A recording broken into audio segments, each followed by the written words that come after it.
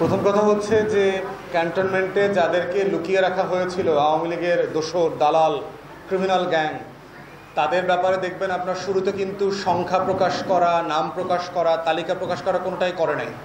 আমাদের প্রেশারের কারণে, কন্টিনিউয়াসলি বলবার কারণে পরবর্তীতে তারা তালিকা প্রকাশ করেছে। এখন প্রশ্ন হচ্ছে যে এই ব্যাপারে আমরা বারবার বলেছি যে এই মানুষগুলোকে আইনের আওতায় না দিয়ে কেন ছেড়ে দেওয়া হলো, এই দাবি আমরা বারবার করেছি এবং সরকারকেও বলেছি।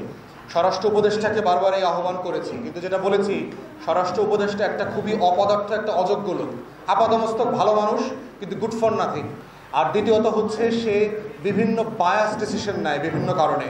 আর্ম ফোর্সেসের ব্যাপারে তার একটা বায়াসনেস আছে এবং সিরিয়াস ডিসিশন সে নিতে পারছে না।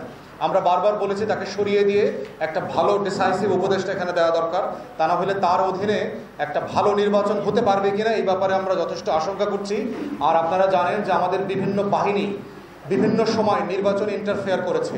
এইরকম একটা উপদেষ্টা থাকলে বিভিন্ন বাহিনী ইলেকশন ইঞ্জিনিয়ারিংয়ে ইনভলভ হয়ে যেতে পারে, যারা ন্যায্যতার জন্য আওয়াজ তুলে, যারা দিল্লির বিরুদ্ধে কথা বলে, আধিপত্যবাদের বিরুদ্ধে কথা বলে, এমন বহু লোকদেরকে প্রচণ্ড হুমকিতে রাখা হচ্ছে এবং তাদেরকে নির্বাচনে হারিয়ে দেওয়ার জন্য এই আর্ম ফোর্সেস, এই গোয়েন্দা সংস্থা, এই স্বরাষ্ট্র উপদেষ্টা একসাথে মিলে কাজ করবে বলে আমরা আশঙ্কা করছি এবং তার কিছু আলামত ইতিমধ্যে আমাদের কাছে আছে।